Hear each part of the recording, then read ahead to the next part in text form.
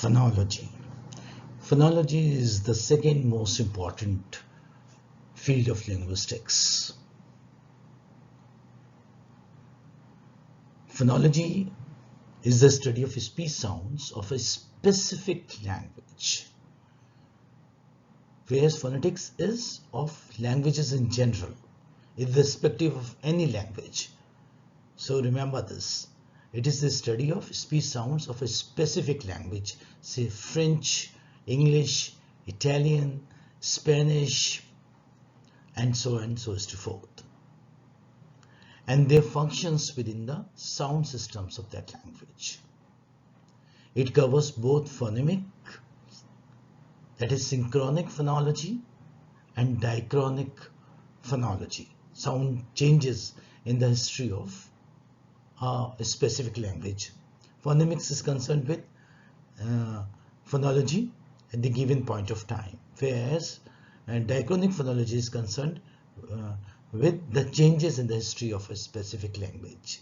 Because languages are not static, even the sounds change, and even the spellings of words also change, so they keep changing. And the English that we see today is not the same English that was there in Chaucer's time, or say in Shakespeare's time. It has been undergone many changes. So there are changes in spellings, there are changes in sounds, there are changes in the structures. So here we are concerned with the changes in sounds only, because phonology is concerned with sound system of a language. Human beings are capable of producing a number of sounds. However, they do not make use of all those sounds when they communicate with one another. It is so because any specific language makes use of a very limited number of sounds.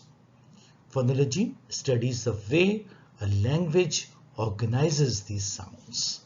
Now, one is capable of producing a number of sounds, but one does not use all those sounds when one is communicating, when one is talking. Why? Because our communication involves only a few words, only a few structures. We do not make use of all the sounds we are capable of producing in our communication. So phonology studies the way a language organizes these sounds. Words, there are specific words, and those specific words have specific sounds, and they are very organized. Like, one symbol may have one sound. There are symbols which may have different sounds, and that's why we have say sound variants of certain symbols. But still the language is organized. It's not, it's not something say unorganized or haphazard. No, it's not. So phonology studies the way a language organizes these sounds, these speech sounds, which a human being or which human beings are capable of producing. I hope this is clear to you. So what's the difference between phonology and phonetics? Phonetics is the study of speech sounds of a language in general, of languages in general, whereas phonology is the study of speech sounds of a specific language. When you base your study on the speech sounds, it is irrespective of any language, then you are dealing with phonetics. Whereas if you base your study of speech sounds on a specific language, say English or Hindi, that means you are dealing with phonology. So this is the difference between phonology and phonetics. This is important. Sometimes you have a short note to write on, like what's the difference between phonology and phonetics. So remember this. The concept of phoneme is in fact the foundation for the study of phonology, and you already seen that. How many phonemes are there? There are 44 phonemes. 12 are vowel sounds, 8 are diphthongs, and 24 are consonant phonemes.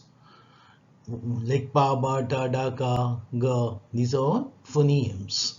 So the concept of phoneme is in fact the foundation for the study of phonology. The entire phonology obviously is based on phonemes. For instance, the phonemes pa and ba function contrastively in words like pit and bit, or say pin and bin. Contrastively, when you say contrastively, that means like only first phoneme you remove, and the rest of the phonemes are just the same, and that's why the sound is also the same: pit and bit, pin and bin. It is worthy of mention here that in the English language, the same phonemes act as variants in actual speech. Yeah, this is something important, and we already discussed this while doing with consonant sounds, discussing the consonant sounds. Yes. For instance, when the phonemes p, t, and k occur in the initial positions, they are aspirated. Aspirated, there's little ha sound added to them, you may say. Like pa becomes pa, ta becomes ta, and ka becomes ka. Whereas when they occur medially or finally, they are pronounced normally. You know that. For example, phonemes pa, ta, and ka function as variants in words like pill. Since it is coming initially, how will you pronounce it? Pill. And lip. Here pa is not aspirated because it is coming finally. Thin. It's coming initially. And knit. It's not aspirated because it is coming finally. Cake. And make. So cake, it comes initially, so you aspirate, and make is coming finally, so you do not aspirate. Why does it happen? It happens because we do not have separate letters for k or t or say pa. That is why you have these variants. These phonemes act as variant. These are the aspirated phonemes. These are the only three phonemes in the English language which are aspirated: pa, ta, and ka. Remember this. When they come initially, you aspirate, and when they come medially and finally, you do not aspirate. So this is a very interesting feature of English language that way. However, in Hindi language, there are separate phonemes, pa and pa. You have a pa sound, you have a pa sound as well, and you have ta as well as ta, or you have ka and you have ka. So the variants are not required. Why? Because you have separate letters in Hindi language, and hence the same phoneme does not function as a variant there. The study of these distinct segments, these phonemes, vowels and consonants, is called as segmental phonology. What is it called as? Segmental phonology. When you're talking about individual sounds, when you're talking about individual phonemes, when you're talking about individual IPS symbols, that means you're dealing with segmental phonology. Whereas those elements of speech which are not individual phonetic segments, that is vowels and consonants, but are properties of syllables and larger units of speech. Syllables, like for example, education. Here you have 3 syllables. That is division of a word into syllables according to the vowel sounds is called a syllable. So where you have syllables or even larger units of speech, that means words, including linguistic functions such as intonation, tone, stress, and rhythm, are known as suprasegmental features and are studied under suprasegmental phonology. So segmental phonology is concerned with the phonemes, individual sounds, individual phonemes, whereas this deals with say syllables, words, phrases, clauses, sentences. And what comes under its study? We study tone, stress, rhythm, and intonation under suprasegmental phonology. Therefore, phonology is the functional phonetics of a particular language. So this is something very important, and you must in fact highlight it. In fact, this is important and understand it. Phonology is the functional phonetics of a particular language. Functional, which is applied, which has a practical purpose. So phonology is the functional phonetics. Phonetics is the study of speech sounds in general, and whereas phonology is of a particular language, and as far as this study of segmental features or suprasegmental features that we study under phonology, that is why it is called as that phonology is a functional phonetics of a particular language. That is, it comes under applied, you may say, applied field of phonetics.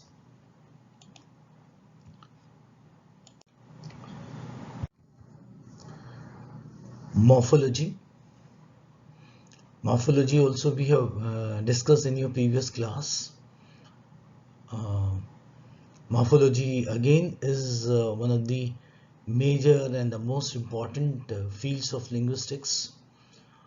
Morphology is the study of words, how they are formed, and their relationship to other words in the same language.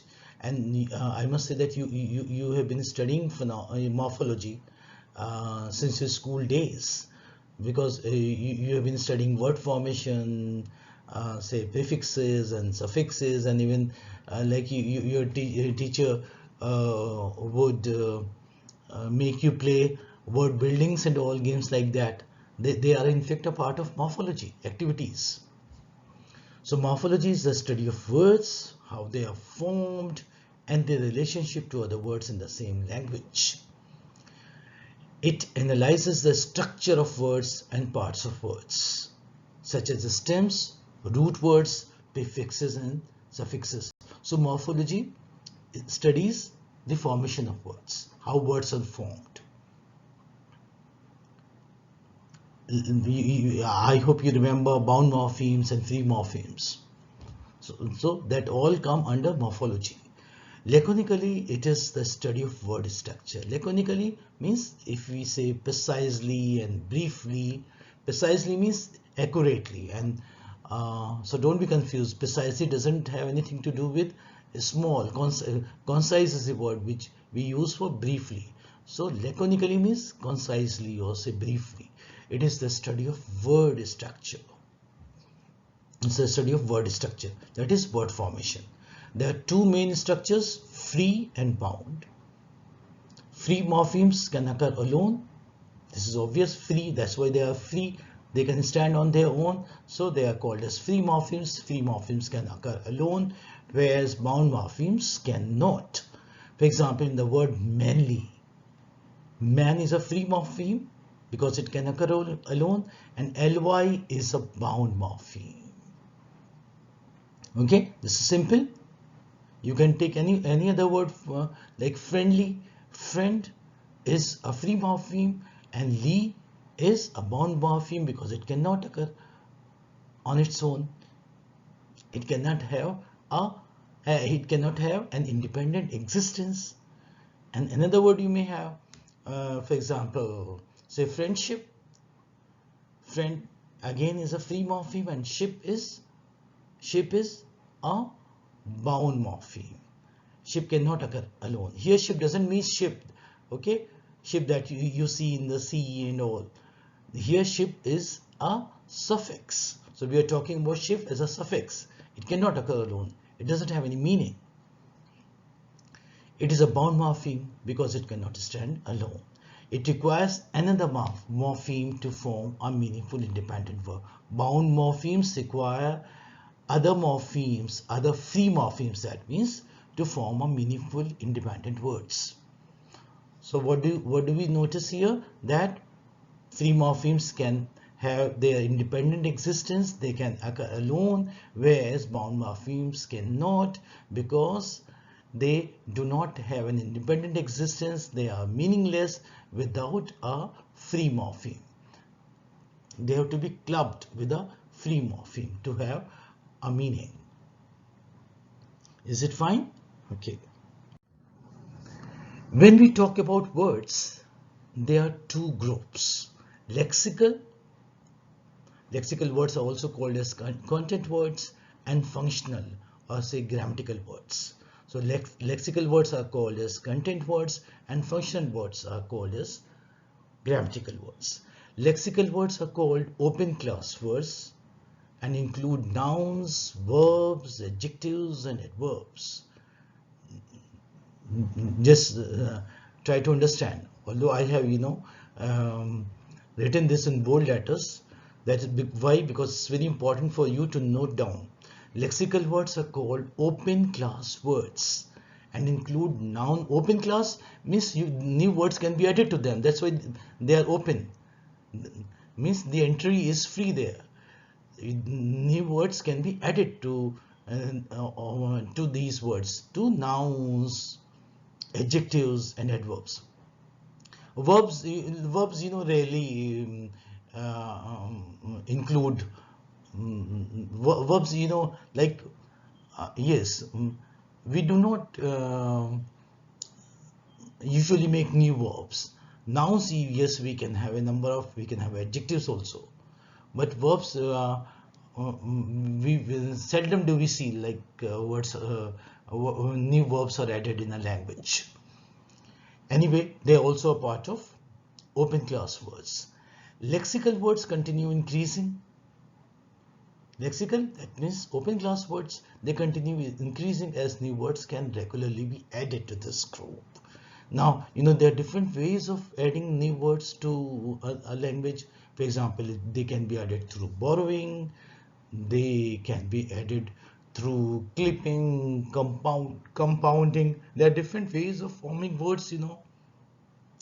You've read it in morphology: clipping, compounding, borrowing, conversion, different kind of formation of words. So they can be regularly added to this group. Functional words or closed class words. See, this is self-explanatory, and the phrase closed class words means entry is not free here. Functional words or closed class words are conjunctions, prepositions. And conjunctions are and, or, and all. Prepositions, about, above, under. Articles, a and the, and pronouns. Pronouns, words which are used in place of nouns like he, she, it.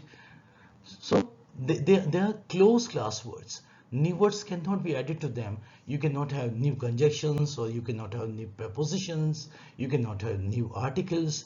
You cannot have new pronouns. Like since our childhood, we have been we have been studying the same articles, a and the, okay, or determinants, any and some, and pronouns, he, she, it, and prepositions, just a few, and conjunctions, just a few.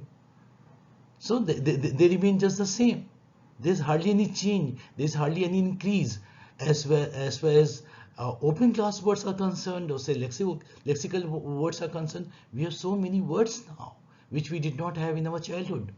Did you have computer? No. Did you have mouse? No. Like I'm quoting words from the things which are there around me. Did you have LED? Did you have like say marker, highlighter? Means the way they are used, or hard disk, soft disk, or things like that. Chip. Like all those words which which are associated with computer, or say new fields of study, even linguistics, and like phonology, pragmatics, and all. These words, they have been newly added to English language. They weren't there, or even if they were there, they were not used in the same way they are used now. For example, like I have a mouse there in my hand. Mouse didn't have the same meaning in say Elizabethan age or Chaucerian age. Mouse was just a reptile in their times, a rodent, whereas it is a tool, an important tool of computer, isn't that so? So functional words are closed words, and they are conjunctions, prepositions, articles and pronouns, and new words can be added to this class, and new words cannot be added to this class. Okay, cannot be added to this class, or are seldom added, very rarely added, I must say. Okay, very rarely added, seldom added.